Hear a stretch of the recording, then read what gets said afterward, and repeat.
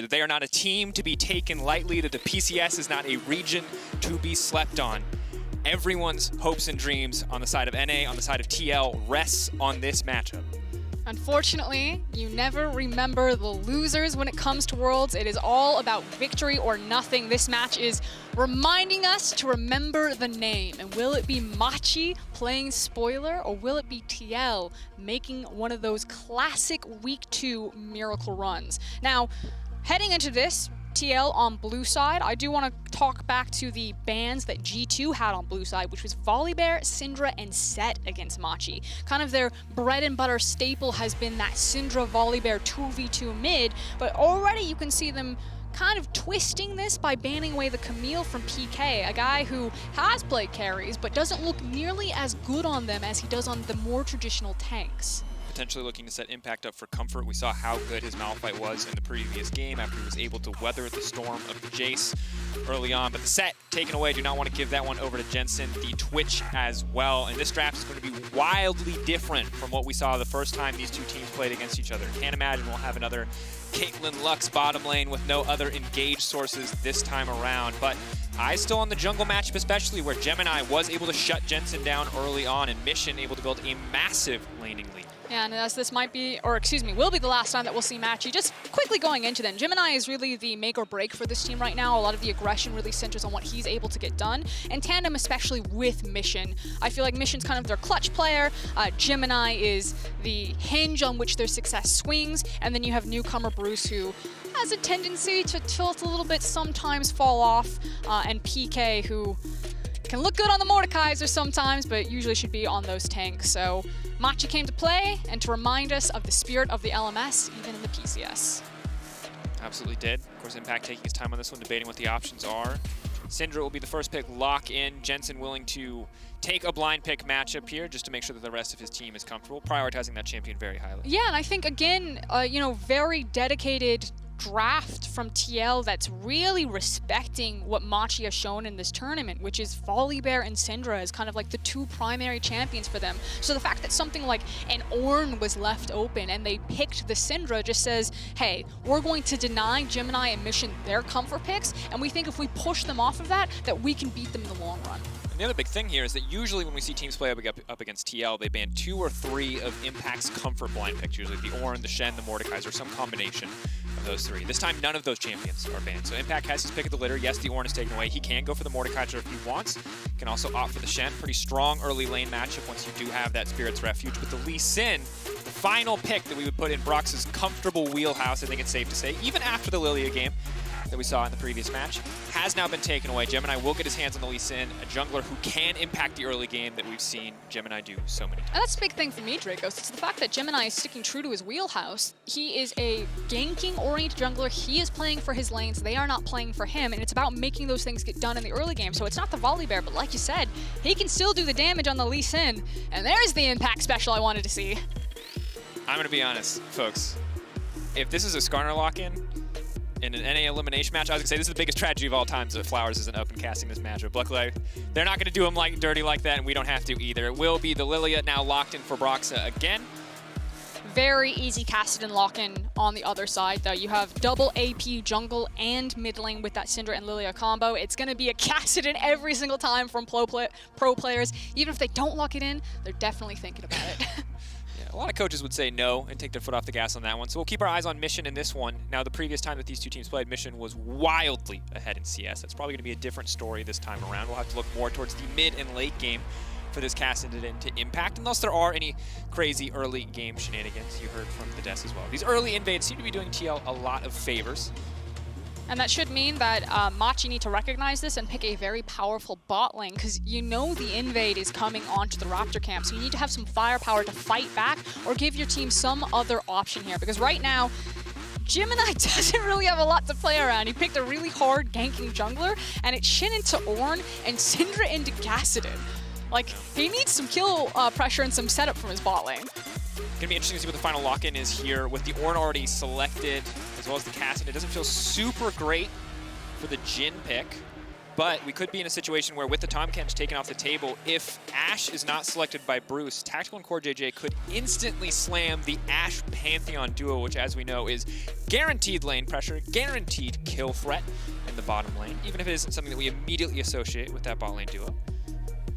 You called it, Dracos. The Ashe hover right now as the pool has been very pinched. Tactical looked very comfortable on the Jhin last game, probably the best Jhin performance that we've seen from Worlds so far. To repeat it here. Not quite as easy of a Jhin pick this time around, but of course with an Ornn on the enemy team, Lilia can mitigate or can start to deal with some of those beefier health bars. Still don't love Jhin here, but with the options remaining, it feels like just about all that's left. A little bit of debating, a little bit of smiling from Tactical.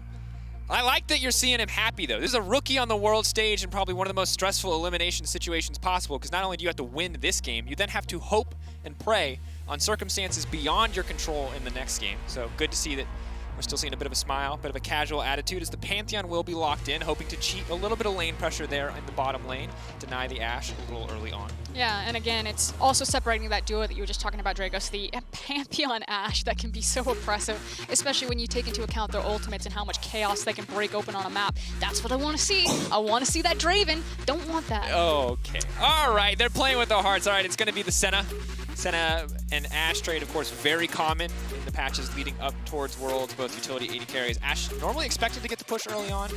Normally we see Pantheon in lanes where you already have push, where you already have prio or kill threat, so not quite sure how this pairing will work, to be completely honest, but the Ashe Nautilus is something that we know a little bit more and most certainly will be difficult to deal with, especially past the level 6 mark. And again, we need Bard. some sort of setup here for Gemini to play around. So yeah, it's not the Nautilus that Quella is going to end up taking, but Bard still can be quite aggressive into the lane, and more importantly, can unlock himself and try to play around that mid lane. I feel like if you're going to survive, Machi, eyes are still on Jensen, regardless of what the compositions are, because Gemini and Mission seem to be that tag team duo for Machi every single time. So regardless of it being Kassadin, Lee Sin, and I expect Gemini should mostly play around bot side, especially when he has set up at level 6 for them, I still want Jensen on best form to make sure that he's not caught out again, burning an early flash and falling down 50 CS.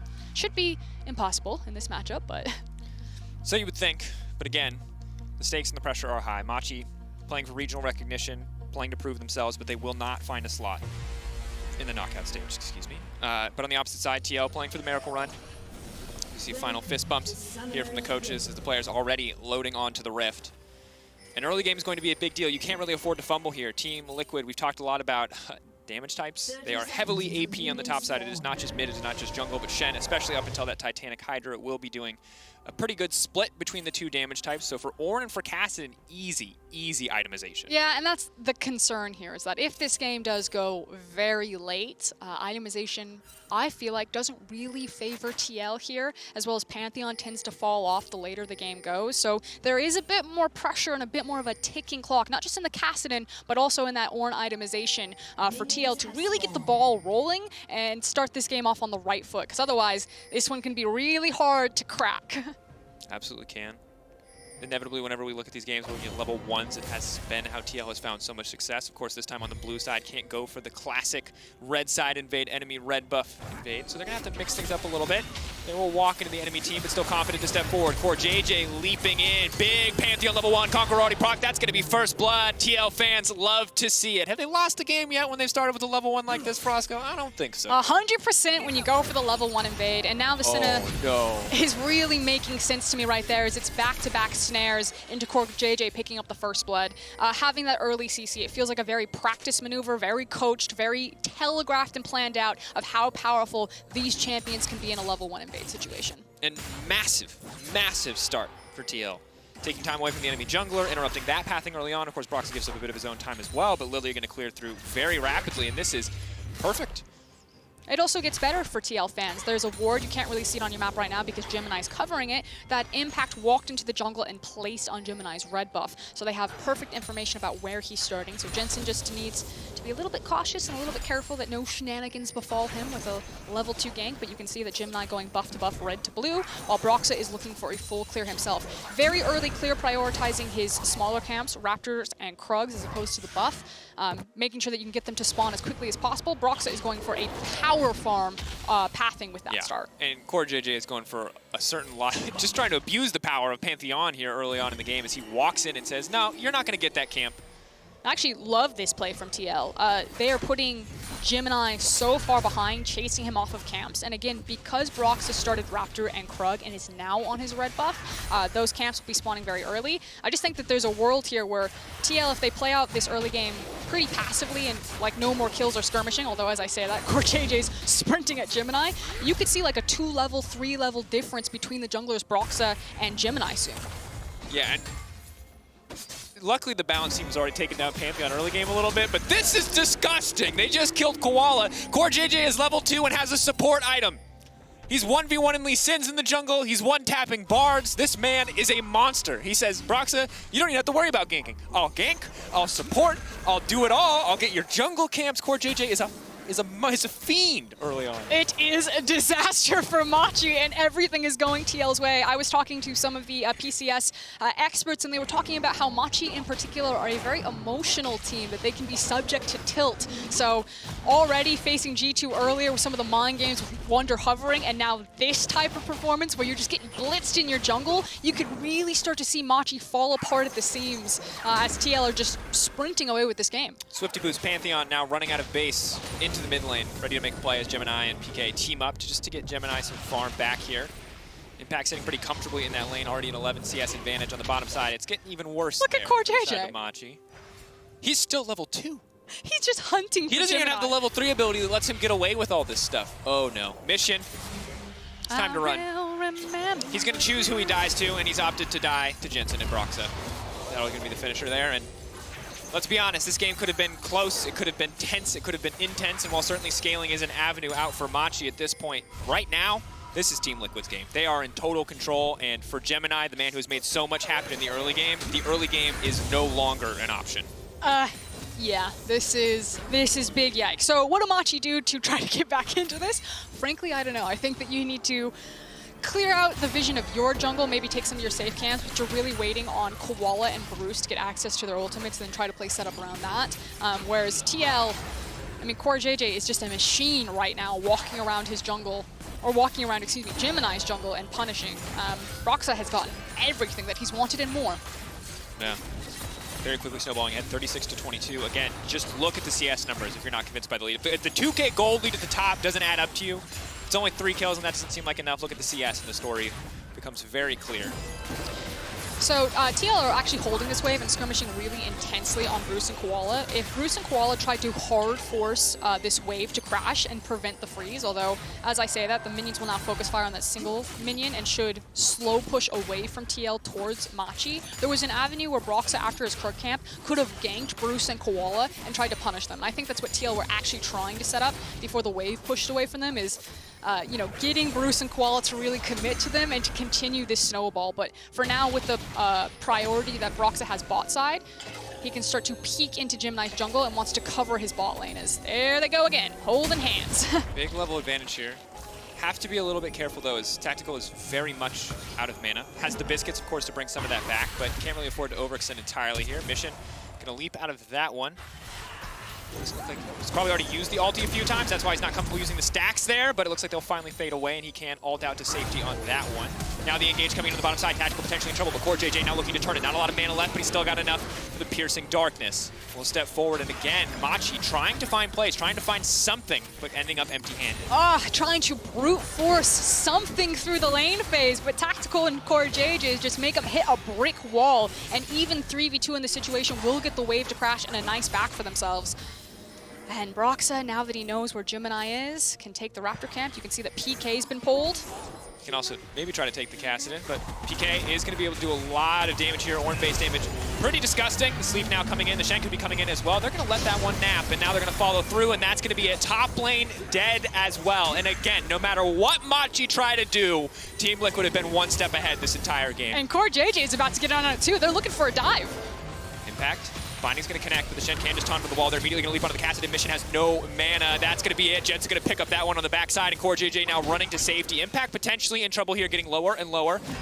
Pull the blade through. No, instead flash out to safety. But TL, this is absolute dominance. 13.5K to 9.8 on the opposite side. 5 kills to 0. This is a smash. And this is what North American fans wanted to see. And yes, it is the PCS, a technically emerging region, even though this roster is really bringing the ghost of G-Rex, the ghost of the LMS to it. You know, you still hold that North America, no matter what you say, they're the 4th best region.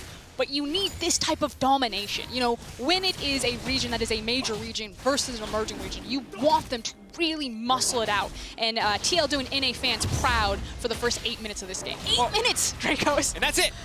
Look at that gold lead. I know. I'm blown away. This is an incredible performance. I wish we could have gotten a replay. So I was waiting for the replay hopefully to come up, but the sleep timing, the fact that Broxa didn't break the sleep and allowed Impact to channel the full Shen ultimate, I mean, so he they calls the Forge God. Oh, it was so good. And then he doesn't pick up, and then he doesn't say anything when the Forge God picks up the phone. Frankly, it's rude. You can't just fall asleep, but like, the narcolepsy action happening over here for PK is very inconvenient for Machi. All I can think of now is ring, ring, ring, ring, ring. That's all it is. Banana. It's a 1-800 number. You just call it any time, at least when he gets to level 16. For now, though, he's going to have to wait a little bit. Mission can sit, admittedly, obviously the lead for Jensen here is very big, but Mission shouldn't have too much of a hard time staying in lane 1v1 at least. Catalyst and just base magic reduction coming in from Cassidy is enough for him to at least hold on. Yeah, the question is this ginormous lead, this lead big enough for TL, again, against kind of the ticking clock of itemization for Machi that we were talking about earlier on. Now, good news for Machi fans is that you finally have level 6 on Bruce. Koala is soon to follow, and so there's more options than for Gemini to play through his bot lane with setup, as Gemini should just be power farming his jungle until he also gets to level 6, and then maybe you're either looking for skirmishes around the Cassidy, or using that TP when it comes back up for PK and trying to play around bot side. But for TL fans, everything is going according to plan. You are dominating in your lane phases. Broxa is creating that healthy lead. You can see level 7 to level 6 that Gemini has just ticked over. And now Broxa also prioritizing the Herald with the priority that he has in top and mid. And the lead's not getting any smaller, Roscoe. And the wards, while they will spot out Broxa doing this, there's really no tools to contest. PK can't really do much in the individual one-for-one trades. It's only going to get harder when the Titanic Hydra starts to come through. Also, optimizing for this much armor early on is maybe a little questionable. Fine, I guess, in the context of 1v1. Not quite as good when the jungler wants to rear his head on the top side of the map, but that's going to be a big ult in the mid lane. It happened so fast we couldn't even catch it. Just tail end. Whiplash for the observers right there.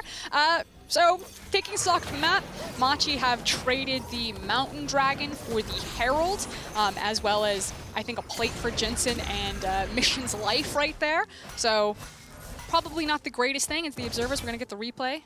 Yeah, it's a Scout of the Week into Senna Ultimate into Syndra Ultimate. That's a lot of damage when the Syndra is 3-0-1. Well, it was 2-0-1, I suppose, at the time. Unstoppable now. Impact, of course, playing this matchup flawlessly. The only thing you really care about as a Shen is the brittle proc, obviously a big chunk of damage. And luckily for you, you have this ability called Spirit's Refuge that blocks all the damage. So things pretty easy. And if the numbers at the top of the screen don't tell you enough of a story of what's happening here in the game, certainly these big blue bars will tell you all you need to see. Okay, but you can see it coming. They've got Koala, he's got Ultimate. This is it. This is their moment for Machi to maybe get something back. Impact. Still pretty tanky. Is he close enough to the wall to find the stun? Kick back through. Impact is going to get locked up and should get taken down here. Gemini going to find that kill. That's the start for Machi. We're on the board for Machi. Now, that said, what was traded across the map?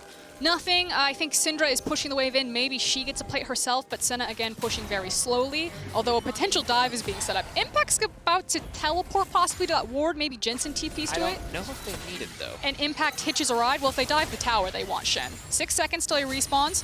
Hold on, Bruce. Help is coming. Here comes Koala. It's time to Hulk out, baby. We need Bruce Banner on the map right now if Machi are going to get anything done.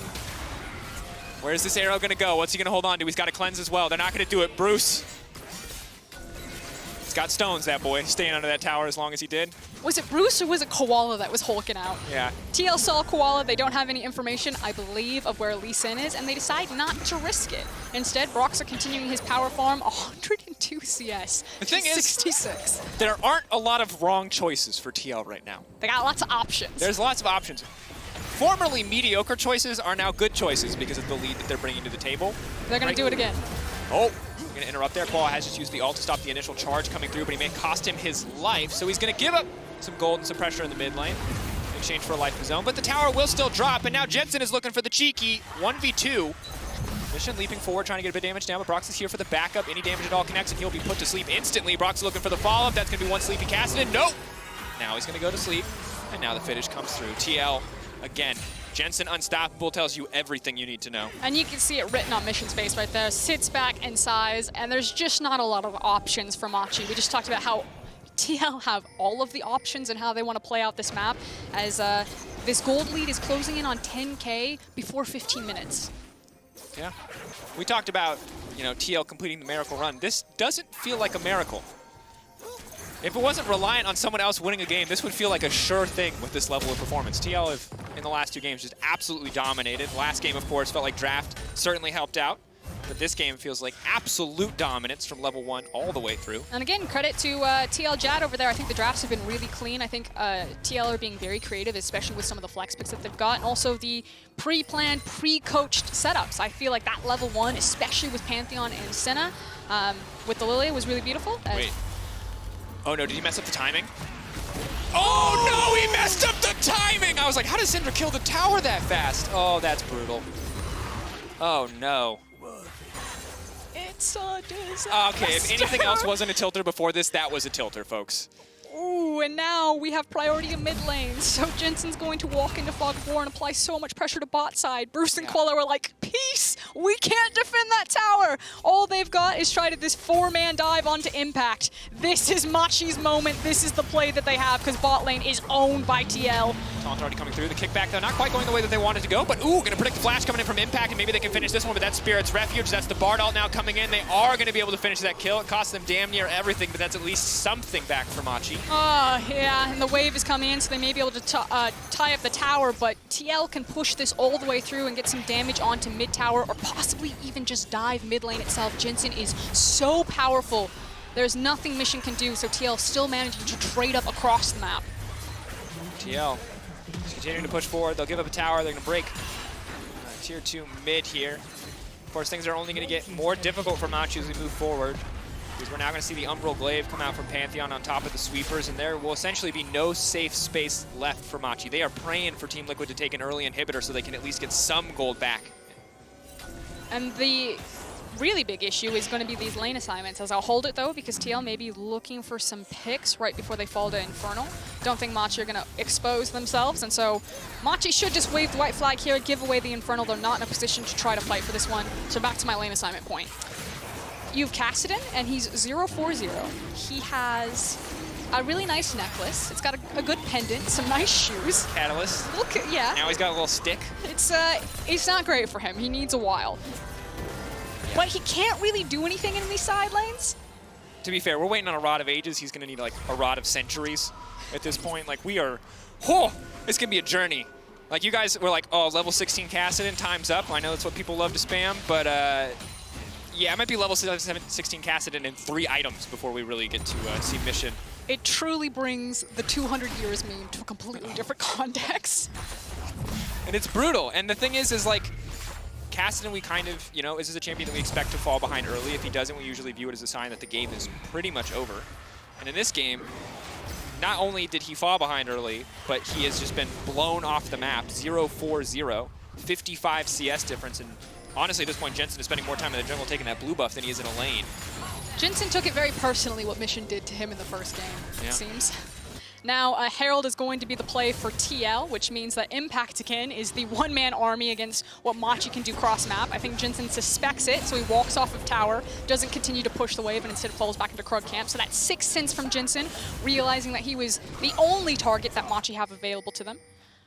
It's still very difficult to pick off a man like Impact without a ton of follow-up. Really need to focus your attention somewhere else. But with Edge of Night already present alongside a Banshee's Veil, the long-range Bard or Ashe ultimates are less and less viable. You'd have to sync them. Again, that Spider Sense from TL, or excuse me, Impact. He's shadowing underneath his bot lane. Because again, what Machi are hunting for is, yeah, you have the Edge of Night, but you're looking for Bard ultimate into Ashe Arrow. But it's just a really hard puzzle for Machi to solve. I don't want to just condemn a team to death, but this is This one's gonna be tough. Most certainly is. Team Liquid giving no reprieve, no quarter to the opposite side. Machi holding on as much as they can, but at this point it's about finding big man advantages in fights that honestly, they have both TPs up, but they don't really have more tools to do so, given the global nature of the Senna, the semi-global of the Pantheon, the global of the Shen, TPs mashed on the opposite side. And that's the thing. It's also the fact that Mission and Ornn are going to push like pretty slowly in these side lanes. But also, if you do play the side lanes, all those globals that you just talked about. That's going to be the lockup. That's going to be the fall of CC. Big ulti to finish. Tactical going to find one. They're going to look to make it two as the scatter of the week goes across the backside. Bruce is next. Core JJ out for blood, and PK now running for the hills. Broxah off to the side, 1v1ing the Kassadin. Not a good sign for Machi. TL taking their time with this one, but it's feeling like a done deal. Yep, Impact also holding the tower aggro right there. Unfortunately, the wave isn't big enough for them, so TL. Oh no. Herald into top inhib. You got it that one. This time the timing is right, however, but still, without anyone there to hit the backside of that Herald, it's going to be tough. Also, meanwhile, mid lane, that tower is also falling down. The thing is that TL have snowballed this game so incredibly out of control. That's an 11k gold lead before 20 minutes. That the Baron hasn't spawned yet. Is this the most one-sided game of group stage? Well, what Suning did to TL was exceptionally one-sided. Yeah, but that was only like 2,500 early on. And that was a lot more about, you know, you don't get to see us under tower, and a lot less about we're going to kill you 12 times. I would say that this one is right up there, but I'd say statistically more dominant. We can argue about the I think it's fair to say details. that TL have participated in both of the most dominant showings that we've seen from World so far. Okay, I like that. A little bit of spin. Oh, poor PK. You know it's a bad game when the Syndra has to use her ult as an afterthought and not as a primary damage tool. But at this point, the dream is alive for TL. It is a sad farewell for Machi. We'll see when the desperation kicks in and if very individually talented players can try to find some way to force on this map. Mission at least has 2 points in ultimate. And confirming that this is the highest goal difference at 15 that we have seen in a group stage game. So insanely dominant so far. Does that make it statistically the most dominant game? I think statistically, yes, but I think obviously League of Legends isn't just the numbers. Like, you can argue that someone has no chances even if they're not behind in gold, right? The invisible numbers, like scaling, etc. But regardless, you can tell the game is one-sided when we're getting into the nitpicky arguments about what it means. And Ornn really needs that Abyssal Mask. All right, reminder. If you were just watching what this game means, it is 2-3 for TL. If they move up to 3-3 and G2 can beat Suning, TL and Suning will play a tiebreaker for second in the group. That is right, TL could make it out of groups. Now, if you are an EU fan, you also want G2 to win, not because you love NA, although that might not hurt at this point in time, but because that means G2 get first. If G2 lose to Suning, they're going to have to play Suning in the tiebreaker. And G2 in tiebreakers is shaky ground, EU fans. So right now, you're rooting for TL, and you're rooting for G2. EU and NA, united front. As we may see, united in rivalry for NA and EU here. If you're a Machi or Suning fan, if you're a Machi fan, you're having a real bad day. That's true, it's a rough day. A fly flew into your coffee, your toast was burnt. Oh, it's not good. The toast was so burnt. You didn't even get real butter. You got that fake stuff. You got margarine. They say you can't believe it's not butter. You can believe it's not butter. Broxah can't believe it's not over already. The kills are now coming through. Koala gonna get taken out here. The Ignite to finish it off. We'll get burned down. Core JJ now on a killing spree. 3-0-5. Only 2 deaths on the team, and they're coming in from Impact, and it took 4 members from Machi both times to do it. Impact and the rest of TL could look to end the game right here. A small amount of risk in that proposition, but with PK getting locked up now, not so much anymore. That's all the engage options down, all eyes on Mission, but he doesn't really have the damage to close this one out. TL, though, running out of minions quickly. Will be able to grab at least 1 tower. Stud now going in. Core JJ gonna have to back off of that one. Maybe, just maybe, Mission could start to turn this one. Have they overstayed? Bruce stepping forward, slowly chipping away, slowly whittling them down, but that's gonna be Sleepy, and that's gonna be a tactical leaping forward, but he will get taken down by the Kassadin. Gemini on the backside, Koala coming forward, big ult going down. Core JJ locked up. Kassadin most certainly will fall here. Spear going in. Core JJ living for way too long, with the shutdown will come in. TL will now back off.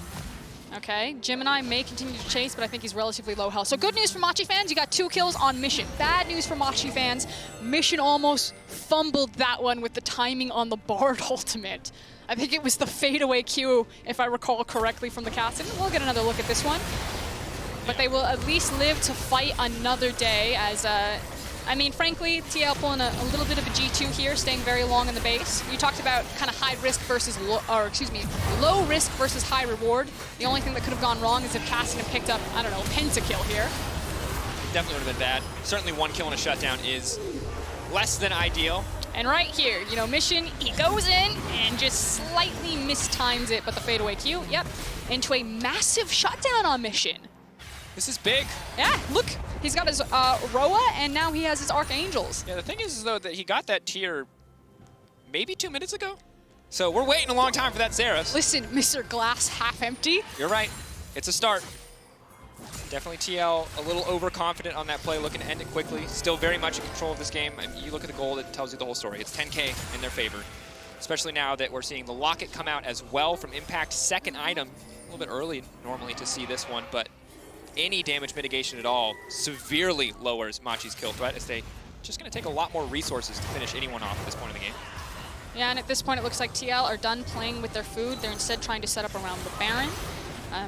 They may need to reset and get some more control wards. They still do have 2 sitting on their inventory, but naturally they're trying to find a pick, preferably on Gemini, as Impact is taking care of the bot wave. He wants to walk that one all the way in and then see who responds to him, as TL now turn on the Baron. Wall coming in, they can try to check this one. We've seen steals this tournament, no doubt. 42 souls coming in for Senna, so just past that second checkpoint. It is a relatively slow Baron from TL. Yeah, they don't really have a ton of sustained damage here. Brock's obviously going to chip away at it pretty rapidly, but a lot of that max health damage is heavily capped against Baron.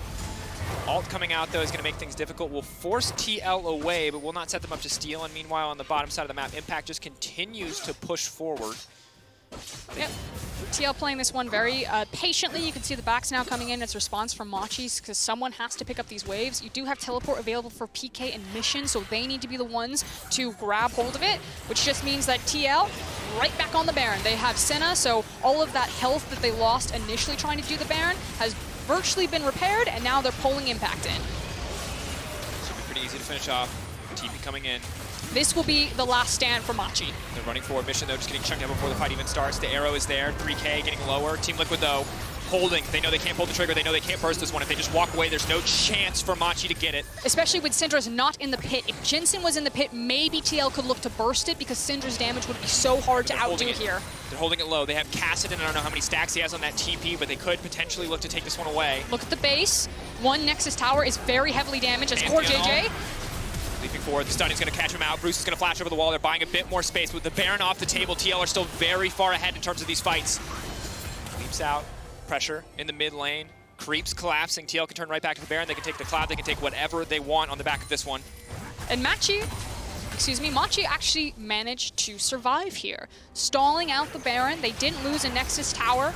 So good wave management from them, and they also got the TP off of Impact as well as the Stand United. So it's not like TL can run back that same formation again. They do have TP on Jensen, so maybe they try it with their mid laner, but very well done from Machi to buy themselves a little bit more time. You can see Mission on your screen right now, level 15. I don't know if level 16 will really be the difference maker here because he's still very far behind in itemization, does have access to the stopwatch, however. But Machi know that they have one more team fight left in them to try to find a win in this game. Yeah, but definitely Team Liquid are probably aware that they need to respect the Cassidy flanks at least, because while many of their members are very strong, Edge of Night is probably not going to be enough to keep Tactical alive. So Core JJ may need to be a little bit more careful, making sure that at least someone is there to peel for his 80 carry. Regardless, this stage of the game, Machi doing what they can to hold on, and it's not over until the Nexus falls. So TL just composing themselves, knowing that time is still relatively on their side. The Cassidy not quite the big threat yet. The arrow's going to come in, will miss, as well as the all fancy feet from Jensen. Can't dodge it all, however, as PK is now looking for the follow-up, but they're not going to fully commit here. They do not want to overstay their welcome, overcommit their hand. Being very respectful that they didn't have full information about where Tactical and Broxa were. Obviously, Tactical and Broxa were underneath shadowing. Now that they have inside track on this bottom inhib, TL, take 3 ultimates, Bard, Ornn, and Ashe ultimate, and then walk bottom. Kick back, Jensen in the middle of the team. Maybe they can get the follow, but they don't really have the damage quite yet. Koala gonna get one tap, but not quite. The shutdown now onto Jensen, that's big. Koala dying to creeps though. Bruce taken out as well. Broxa just sweeping through the entire team. He's just too fast to be dodged out on. They're gonna close that up pretty easy. Cassidy on the flank, maybe wanting to get something done. There's so many low health bars. Mission. On a mission. Trying to find the flank, but it's looking like it might already be over. CoreJJ ready to instantly stun the second Cassidy leaps forward. You also have the Stand United about to come up on Impact, and if they're not keeping perfect information about that cooldown, Mission might not even try to risk this. And because it's Cassidy, it's not like he can clear out or contest these waves. TL can just force the game down. There's not much Mission can do.